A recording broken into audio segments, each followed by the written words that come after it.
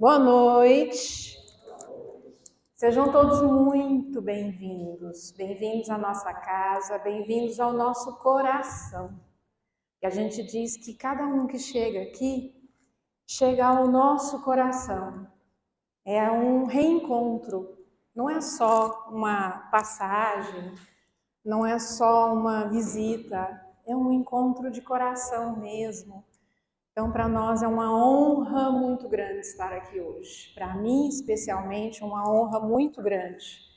Honra duas vezes. Honra por ter participado daquelas 12 pessoas que lá atrás sonharam com isso que está acontecendo aqui hoje. Eu acompanhei esse sonho do meu pai e vê-lo realizado é gratificante. E a segunda honra de falar de Ramatiz, começar a semana falando de Ramatiz. Olha que responsabilidade, hein? Grande. Vamos fazer só uma oração para a gente começar? Nós elevamos o nosso pensamento a Deus, pedindo a Ele luz. Luz em nossas palavras, luz em nossos corações, para que essas palavras cheguem aos nossos corações e que toda a equipe de Ramatiz, que faz parte dessa casa e que trabalha diuturnamente, esteja com cada um de nós nessa noite e que assim seja. Então vamos falar de Ramatiz. Quem é Ramatiz? Do que vive? O que comem? Como se reproduzem? Né? Vamos tentar entender um pouquinho Ramatiz. Não dá para falar tudo, gente. Não tem a menor possibilidade da gente falar tudo sobre Ramatiz. Nós vamos tentar resumir um pouco hoje, só para que a gente possa sair daqui e alguém que parar a gente lá fora e perguntar, Ramatiz, e a gente responder, não sei quem é não, nunca vi ninguém falar. Não, a partir de hoje a gente vai saber pelo menos um pouquinho e nós vamos instigar a curiosidade mesmo de cada um de vocês para conhecer um pouquinho de Ramatiz. Este cá está travado, né? Nós precisamos destravar ele. Pronto. Quem é Ramatiz? Ramatiz, dizem que Ramatiz veio lá da constelação de Sírios. Onde fica isso? Constelação de Sírios fica ali no Cão Maior. Para quem conhece um pouco de constelações, ela fica no Cão Maior. Dizem que Ramatiz veio de lá e que ele escolheu reencarnar no planeta Terra várias vezes para ajudar, para contribuir com a evolução de nós, moradores aqui desse planeta. Então, dizem também, alguns dos livros de Ramatiz nos contam, que uma das primeiras encarnações dele foi lá na Atlântida. Foi um peregrino que reencarnou lá na Atlântida e que tinha poderes muito especiais, como a grande maioria dos habitantes de Atlântida. Quem já leu alguma coisa sobre a Atlântida ou gostaria de ler, vai perceber que se fala muito nas capacidades especiais que os habitantes de Atlântida possuíam. O Ramatiz, lá naquela época, Fanu, naquela época, ele já se encontrou naquela encarnação com o espírito que viria a ser Allan Kardec. Ali já começou o contato deles para essa preparação futura da tarefa de Allan Kardec. Depois, mais para frente um pouquinho, ele reencarna lá na Caldeia como Ben Sabá, um mago, também com poderes especiais, poderes de adivinhação, poderes de cura, de premonição. Ele já trazia muito forte nele essas capacidades especiais. Lá no Egito Antigo, ele reencarna como Shiramath. Há uma controvérsia dando a ele a identidade do faraó Amenófis, mas isso não há nenhuma comprovação disso, de que ele, nessa encarnação, foi Amenófis. O que se sabe é que ele foi um grão sacerdote no Egito, também com conhecimentos muito especiais, com uma capacidade intelectual muito adiantada. Nessa encarnação no Egito Antigo, Ramatiz conheceu Hercílio Mais. Hercílio Mais, quem psicografou a grande maioria dos livros de Ramatiz. 14 obras ao todo. 15 se nós incluirmos Elucidações do Além, que é um compêndio de todas as obras. Mas Hercílio Mais, lá naquela época, era um escravo. E ele, por descuido, carregando água num jarro, ele deixou respingar água nos pés de uma mulher muito nobre, da classe muito elevada. E num julgamento sumário, ele foi condenado à morte por esse ato de descuido dele. Ramatiz presenciou aquilo e intercedeu por ele, para que aquilo não acontecesse. O juiz, então, falou, então tá, já que você se condoeu, quer ele de presente para você? Porque os escravos eram objetos, né? Quer ele de presente para você? Quero. Ali começou uma longa e duradoura amizade entre os dois. Hercílio Mais, naquela encarnação, aprendeu tudo o que ele podia de Ramatiz e passou a acompanhá-lo em muitas encarnações, como discípulo, como aprendiz. Aí a gente chega numa encarnação do Ramatiz como Pitágoras. Sim, há a confirmação de que ele foi Pitágoras. Quem conhece Pitágoras aí, ou pelo menos o teorema de Pitágoras, né? A ao quadrado igual a B ao quadrado mais C ao quadrado. Nós, assim, profundos estudiosos da matemática, né, essa que vos fala, até hoje não descobriu a serventia disso, mas os engenheiros com certeza todos sabem. Né? Eu ainda estou na luta ainda para descobrir como é que funciona ele, até hoje.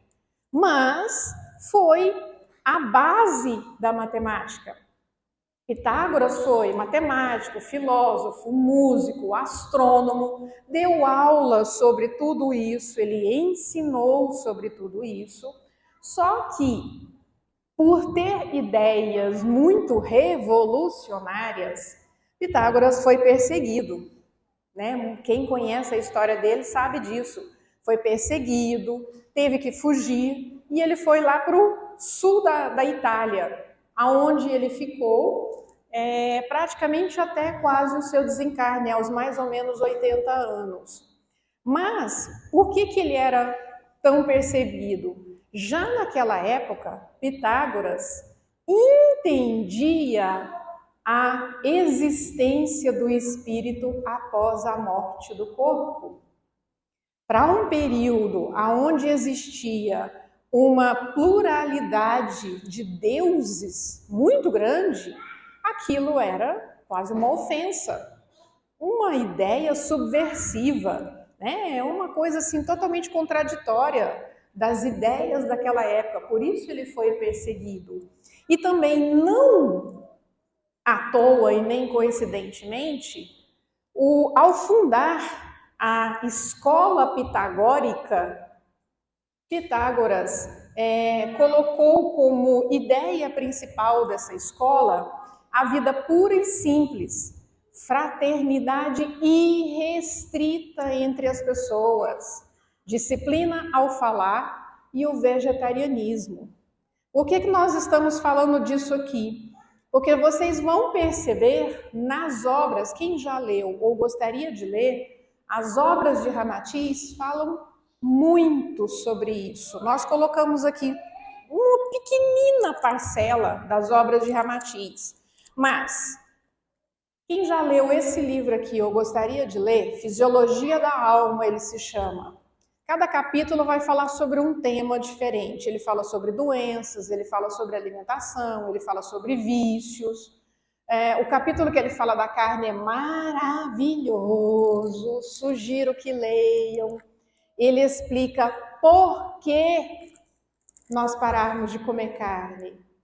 Não é simplesmente, e eu não acredito que isso seja simples, eu causar sofrimento ao meu irmão animal. É algo além disso. Faz parte da nossa evolução. Então, quem puder ler esse livro, ele é fantástico. Ele fala sobre câncer, ele fala sobre doenças graves, explicando através de perguntas e respostas o porquê das coisas. Exatamente como Pitágoras, o próprio Ramatiz, fazia lá atrás, explicando o porquê das coisas. Ele não ficava só no senso comum. O que todo mundo falou é isso mesmo. Não, ele questionava, ele contradizia, por isso ele foi tão perseguido. Ok, passamos por Pitágoras e chegamos lá em Alexandria, onde ele foi Filon. Filon era responsável pela Biblioteca de Alexandria. Quem já ouviu falar na Biblioteca de Alexandria? O maior centro de conhecimento da Grécia Antiga. Era o polo de conhecimento. Se fala num grande incêndio que destruiu a Biblioteca de Alexandria, mas isso já foi comprovado que não foi bem assim. Os estudiosos fazem escavações e análises dessas escavações e já descobriram que houve sim um incêndio, mas não nessas proporções. Então, muito do conhecimento que existia ali foi perpetrado por gerações. E Filon era o responsável foi um dos responsáveis por essa biblioteca, porque tiveram vários, mas ele foi um dos responsáveis. Um grande ato de Filon nessa encarnação foi que ele ouviu falar sobre Jesus, saiu e foi até a Palestina conhecer Jesus. Conheceu, conviveu com os discípulos, conviveu com a família. Aí lá vai eu indicar outro livro. Eu hoje estou a vendedora, tá, gente? Vocês não reparam, não. Aí vem para esse livro aqui, ó. O Sublime Peregrino. Para quem nunca leu Ramatiz, é uma ótima leitura de iniciação. Esse livro, ele conta como foi a preparação de Jesus para reencarnar. Como aconteceu isso antes, durante, então durante tem vários relatos aqui de Filon, e depois. Então, muito interessante essa leitura. Linda, emocionante, a gente chora enquanto lê. Vocês eu não sei, mas eu sou daquela que chora. E parece que eu estou lá, vivendo. Pode ser que estive, mas eu fui uma daquelas que pregou chiclete na cruz de Jesus, tá? Já vou avisando, não fiz boa coisa não. Então, mas Filon estava lá. Nesse livro ele faz vários relatos sobre isso, como foram os diálogos dele com Jesus, o que ele ouviu, o que ele leu sobre Jesus, como era essa convivência. E aí depois esses relatos vão para esse caminho também do antes, dessa preparação, como foi a preparação desse espírito para reencarnar, a explicação de Jesus Cristo. Nós vamos entender aqui o que quer dizer isso. Jesus e Cristo. Então, sugiro muito que leiam esse livro também. Fisiologia da Alma, uma leitura leve, mas ele dá umas pancadinhas boas, ele dá uns tapinhas assim na gente, que a gente fica com uma vergonha horrorosa. Mas Sublime Peregrino é bem mais leve, é bem mais amoroso, ao mesmo tempo profundo. Será que nós já paramos como espiritualistas que somos, paramos para pensar como foi para Jesus reencarnar? O que foi esse espírito? Como ele se sentiu? Como é que foi depois que ele foi embora? Então, mais uma das leituras que eu sugiro. E aí nós chegamos lá no século X, Indochina. Aí nós chegamos no que é descrito como a última encarnação de Ramatiz. Até agora, o que se sabe? Existe uma previsão, e é previsão, comentário, burburinho, diz que me disse, de que ele poderá reencarnar no terceiro milênio. E inclusive aqui nas nossas bandas, aqui Jardim América, por ali, né, pela Brasília, por ali assim. Mas a última encarnação que se tem notícia dele, no século X, Swami Ramatiz, lá na Indochina.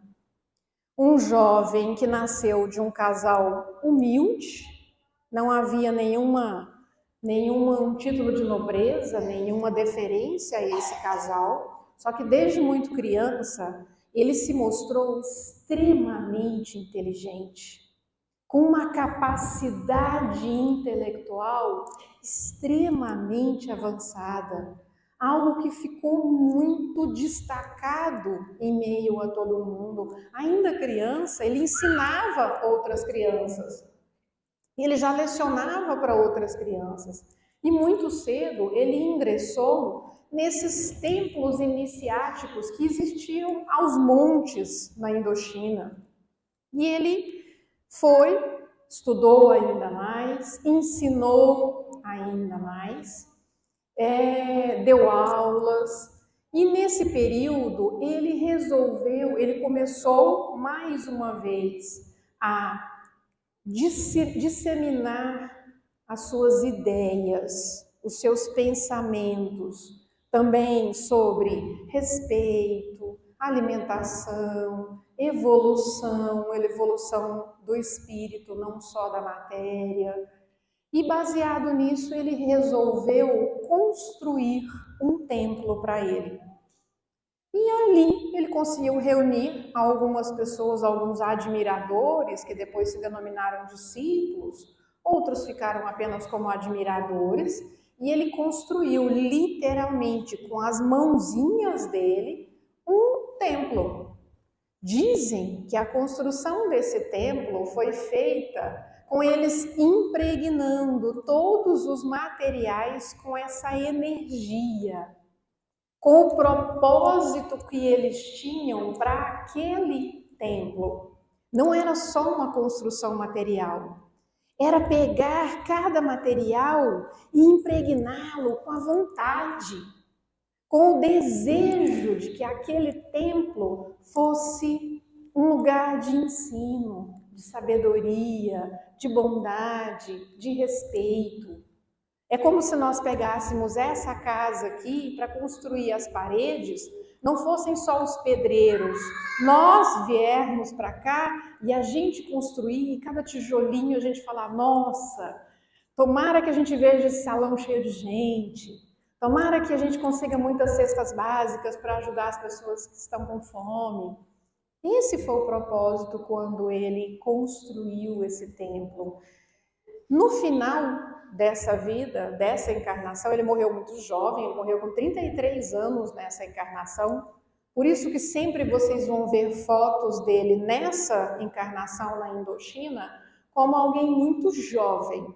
Ele faleceu muito jovem naquela encarnação e o aspecto físico dele era de ainda mais jovem, mas ele faleceu com 33 anos.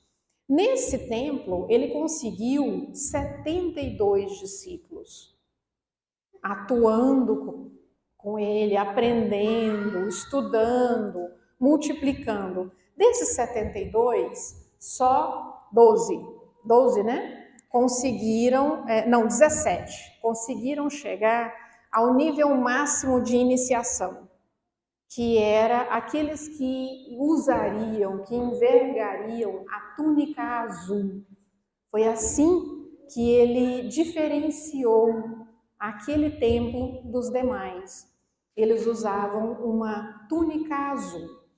E esse templo permaneceu. Dizem que ainda existe alguns resquícios dele, alguma informação dele, mas de todos esses discípulos que estiveram ali e vieram depois, muitos deles estão no plano espiritual, atuando para ajudar não só o planeta Terra, como outros planetas, mas muitos deles estão encarnados. Muitos na Europa, muitos na Ásia, muitos, a grande maioria no Brasil. Existe essa informação de muitos deles encarnados no Brasil, muitos que ainda, inclusive, irão reencarnar, também com missão de auxílio, missão de cuidado, mas nessa última encarnação de Ramatiz, ele deixa para nós o pontapé do que nós temos hoje como a sua filosofia, como o seu olhar para a espiritualidade. Primeiro que nós vamos olhar é para a aparência dele. Sempre muito jovem, sempre descrito como alguém muito jovem. Quem descreve Ramatiz? Os médiuns que conseguem visualizá-lo, o próprio Hercílio Mais, que é o psicógrafo desses livros, dessas obras de Ramatiz, sempre descrevem ele muito jovem e com uma aparência que dá a sensação de androgenia, ou seja, nem homem nem mulher, e até um pouco infantil. Vocês podem ver que é sempre uma carinha de menino, né? Uma carinha assim, um semblante muito jovem, dando aparência até de fragilidade. Não se deixe enganar. Pensa num homem bavo. Pensa num homem que dá umas broncas bem dadas.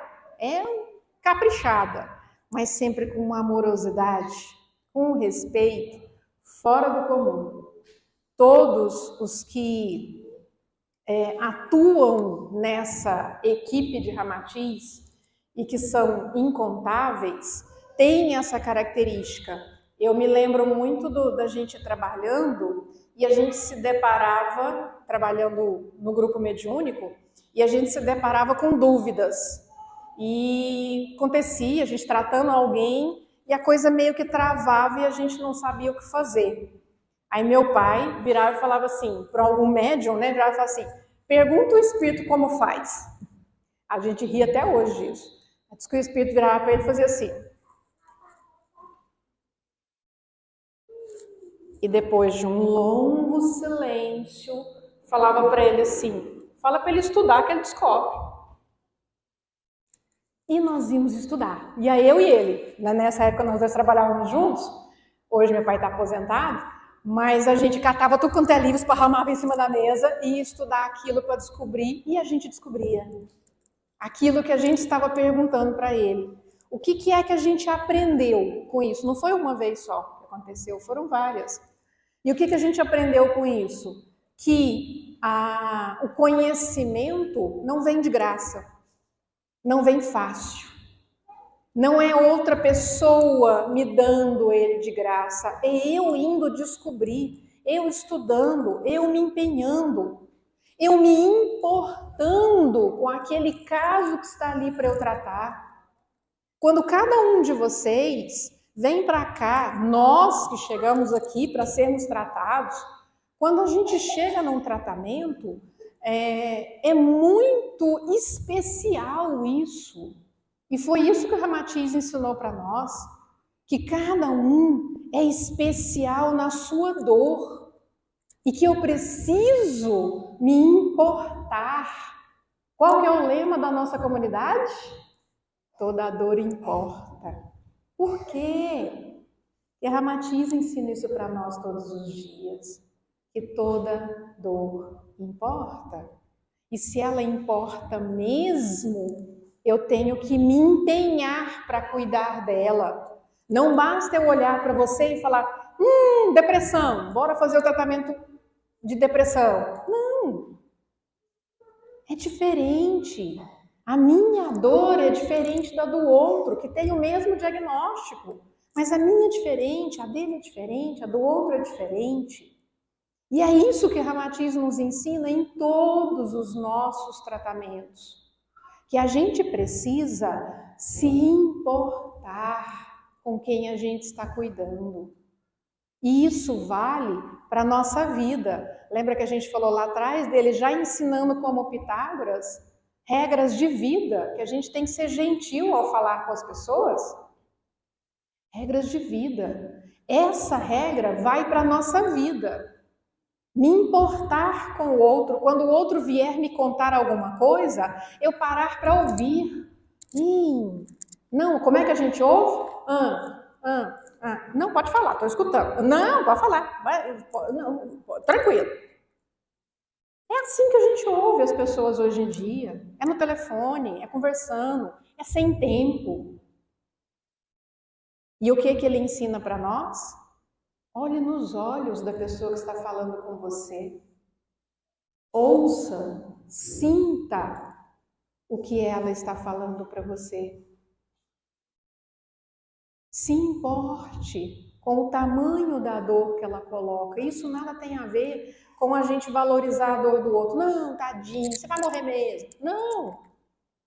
É a gente se importar com o que ela está querendo nos contar. Experimente ouvir alguém que está contando sobre um luto. Qual que é a nossa primeira reação? Não fala nisso não, porque é ruim falar, atrapalha lá o espírito lá em cima ou lá embaixo. E a gente não deixa a pessoa falar, a gente interrompe ela. E por que não eu parar para ouvir, já que aquilo é importante para ela? E quando ela terminar de me contar, pela milésima vez, sobre a dor dela por aquela perda, por que ao invés de eu dizer para ela, não chora não, esquece isso e vai tocar sua vida para frente, por que eu não pergunto para ela, como você quer transformar essa dor em você? De que jeito você gostaria de se curar? Como você gostaria de lembrar dessa pessoa de uma maneira diferente? Isso é se importar. E Ramatiz traz para nós esse olhar novo sobre as coisas. Essa imagem dele muito jovem, a maioria sempre com esse turbante, uma esmeralda no centro desse turbante, e alguns colocam como fitas, outros pequenos fios caindo desse turbante. Esses fios tinham um simbolismo, cada um tinha uma cor. Deixa eu falar para vocês aqui que cor que eles tinham. Era o carmim, que representava o amor, o amarelo representa a vontade, o verde representa a sabedoria, o azul, a religiosidade e o branco, a liberdade encarnatória. Nós estamos no projeto para conquistar esse branco, não tá? Os outros também. Mas o branco, já pensou? O dia que a gente puder falar assim, só reencarne se eu quiser, ninguém manda em mim. Chegaremos lá. Quem já me viu aqui conversando já sabe que o meu propósito de vida, minha meta de vida profissional é me tornar secretária de Jesus. Serei. Não sei quando, mas serei. Vai demorar? Mas serei. Então, também conquistaremos as fitinhas lá do turbante de Ramatiz. Quando Ramatiz desencarna nessa vivência dele na Indochina, ele se junta ao que é conhecido como a fraternidade da cruz e do triângulo. Que fraternidade é essa? É uma fraternidade que existe no mundo espiritual. Ela eram duas fraternidades diferentes, da cruz e a do triângulo, e elas se juntaram. A da cruz sempre pregou e multiplicou os ensinamentos de Jesus. A do triângulo, ela era voltada para os conhecimentos do Oriente. Juntando essas duas fraternidades, hoje existe a fraternidade da cruz e do triângulo, que Ramatiz labora nela, é considerado um dos mestres dela, e ela une esses dois olhares, o olhar cristão, o olhar dos ensinamentos de Jesus, e o olhar dos ensinamentos orientais, sempre com muito respeito. Vocês vão ver em todos os livros de Ramatiz esses dois olhares. Ele fala muito dos ensinamentos de Jesus e ele traz muito dos ensinamentos orientais, sempre unindo esses dois olhares, sempre com uma forma muito respeitosa. Essa fraternidade, ela tem como símbolo o triângulo com uma cruz no meio. Não à toa o símbolo da nossa comunidade.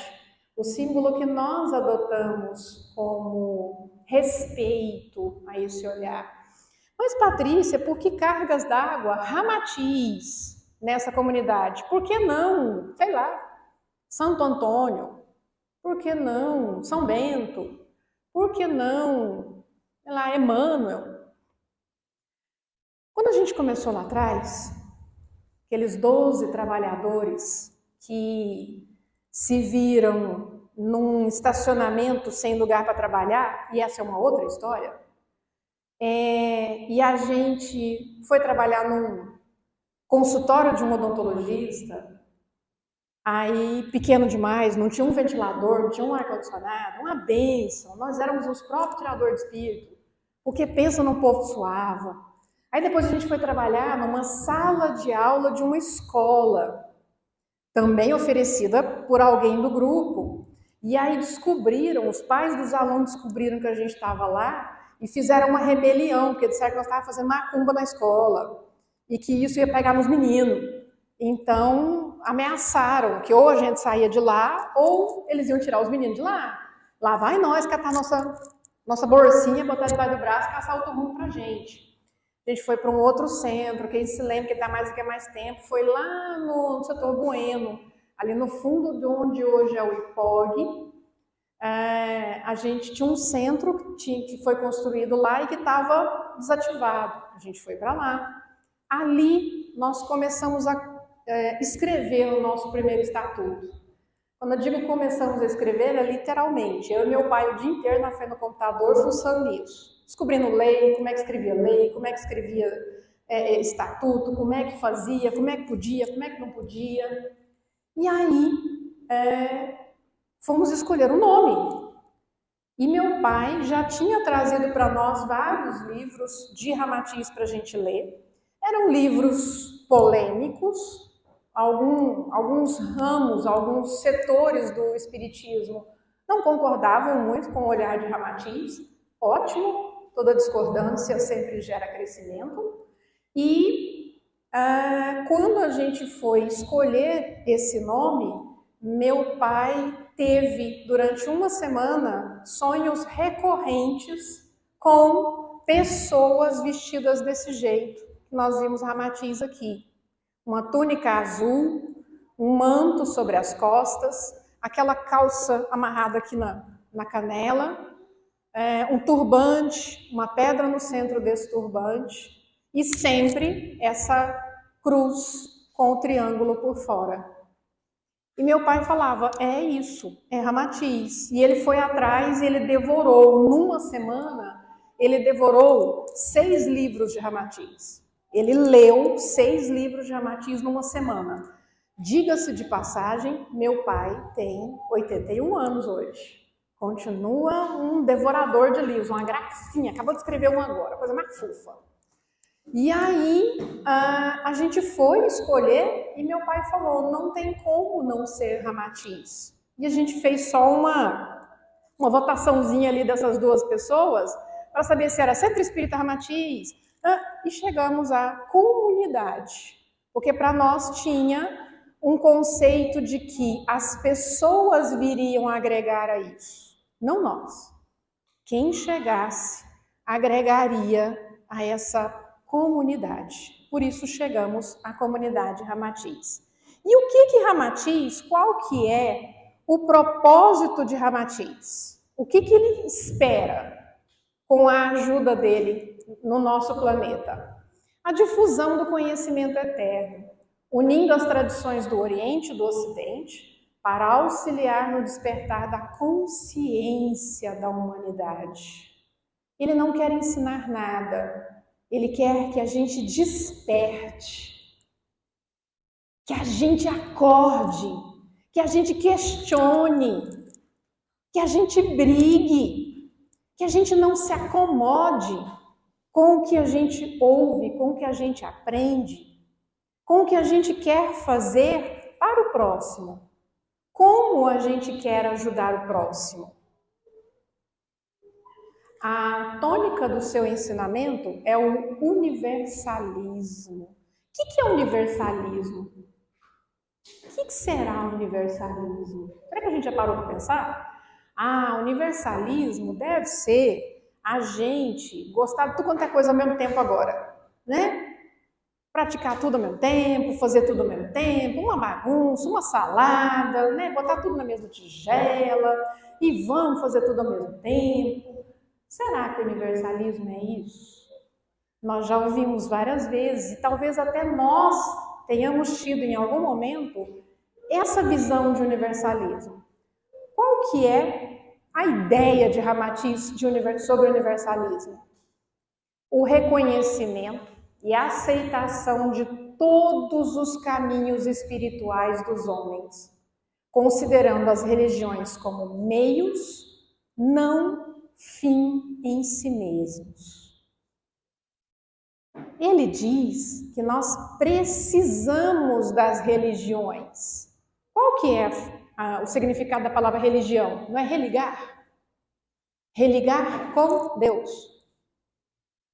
Então ele considera que as religiões são essas ferramentas, não o objetivo final. Ele é a ferramenta. Não é à toa que espiritismo, a gente fala que espiritismo é religião, né? Não, espiritismo é filosofia.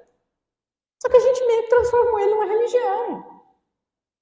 Mas o que Ramatiz prega com o universalismo é a expansão do olhar, a abertura desse olhar, uma compreensão maior além daquilo que me foi ensinado. Vamos fazer um centro espírita, onde a gente dá o passezinho nas pessoas, tomar aguinha fluidificada e vamos embora para casa, certo? Desde o começo, eu ouvia muito meu pai falando assim: tudo o que vier para agregar ao que nós conhecemos do Espiritismo é bem-vindo. E o que é que nós temos hoje na comunidade?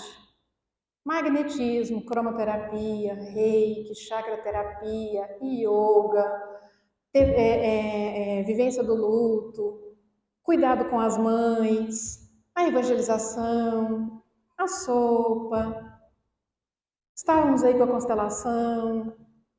Temos um monte de coisas que vieram agregar a essa visão, que vieram expandir o nosso olhar, sem desrespeitar nada do que a gente já conhecia ou fazia. A gente trouxe aqui como meio. Para nós, o meio facilita com que todos nós alcancemos uma visão ainda mais longe.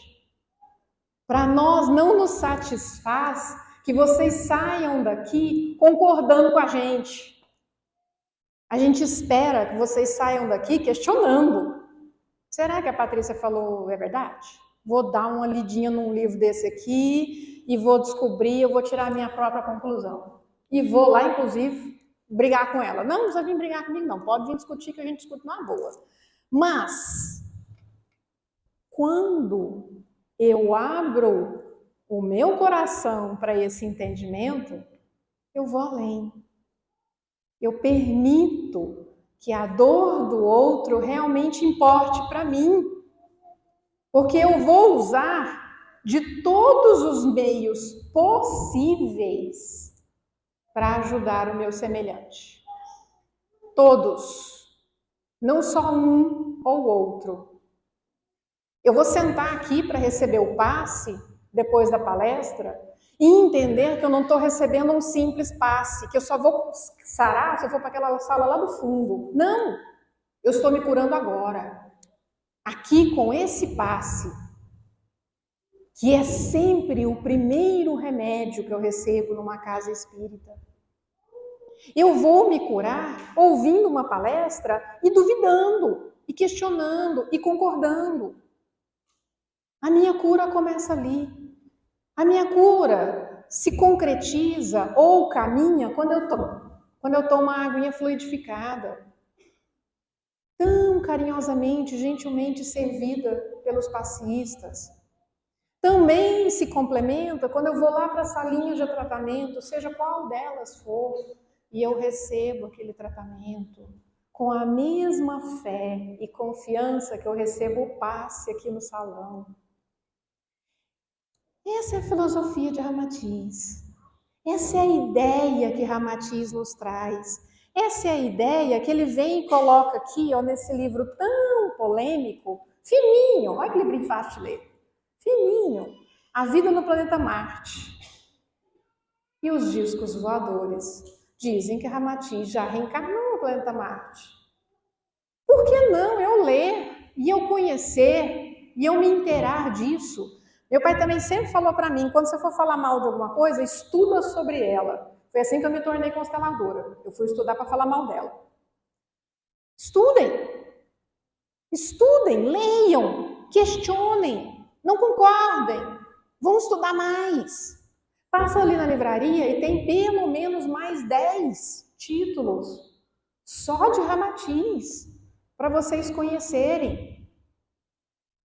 Vamos ler um pouco mais e nos inteirar disso que Ramatiz fala desde lá da sua encarnação, como Pitágoras.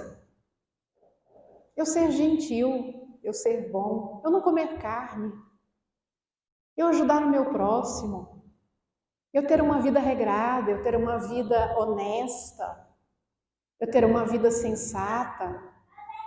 Isso é o que Ramatiz esperou que cada um de nós levasse com o que ele deixou para nós.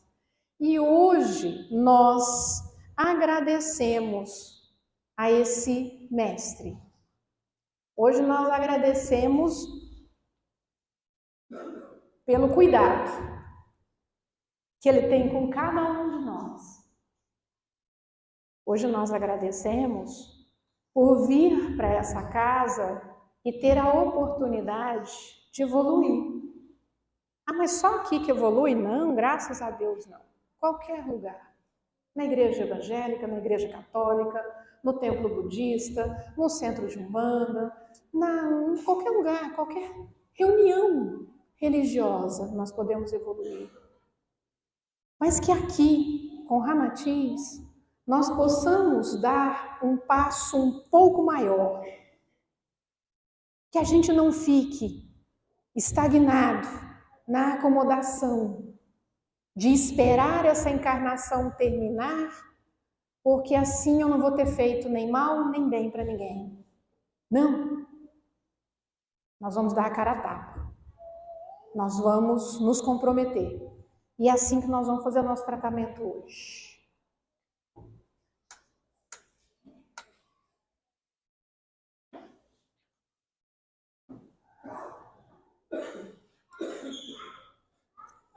Eu gostaria que cada um fechasse os olhos e se imaginasse sentadinho nesse jardim que nós temos aqui no fundo do auditório. Gramado, alguns bancos em círculo, e cada um de nós vai se imaginar sentadinho lá. Enquanto isso, os médiuns vão aplicando passos. Vou só pedir só para vocês chegarem as perninhas para trás, só para eles conseguirem passar. Enquanto eles fazem o passe em cada um de nós, nós nos imaginamos lá, sentadinhos naquele banco lá no fundo.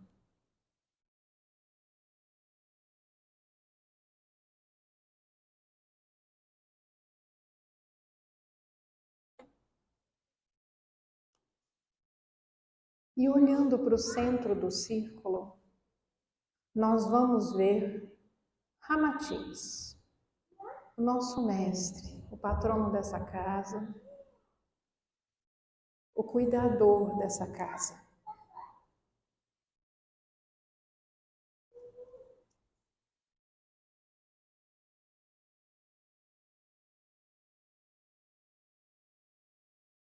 Nós percebemos ele nas suas vestes orientais.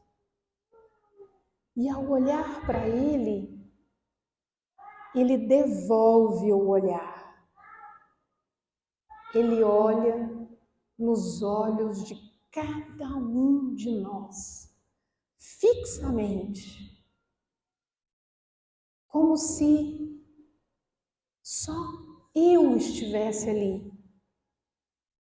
Como se só cada um de vocês estivesse ali. Ele olha e o seu olhar alcança a nossa alma. Ele enxerga além. Ele vê a nossa dor, o nosso sofrimento. Ele vê o nosso desconforto. Mas ele vê também o nosso amor. Ele vê a nossa essência, quem nós somos de verdade. E ele olha com tanto carinho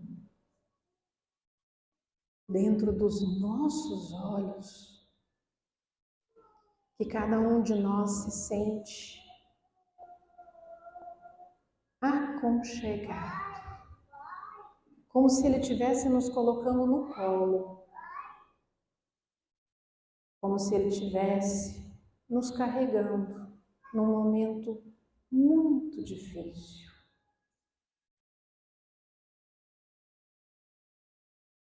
E eu me deixo carregar por ele.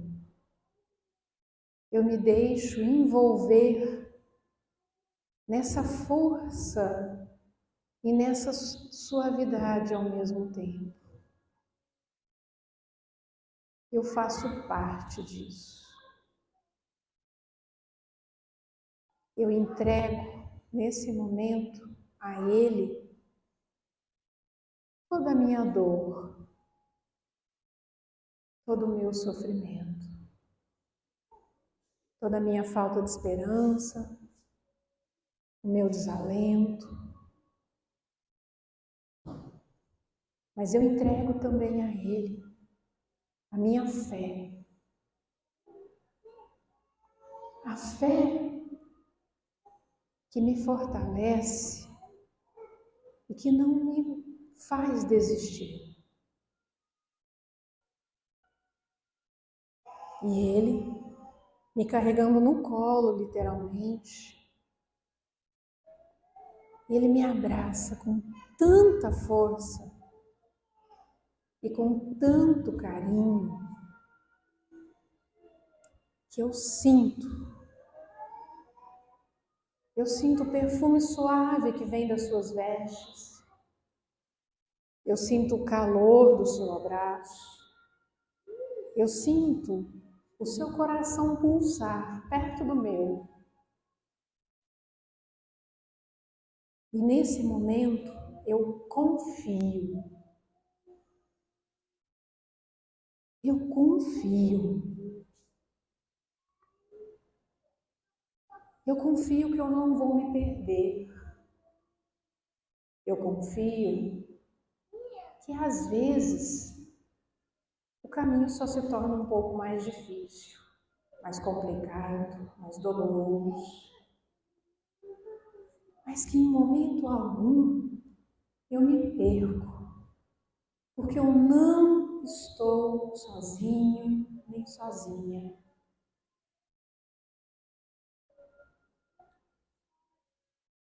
Eu sinto a presença forte de Ramatiz ao meu lado. Eu sinto o amor dele sobre mim. E em todos os meus momentos de desespero, eu vou me lembrar desse abraço, desse acolhimento, que me leva para esse lugar de esperança, que me leva para esse lugar de confiança.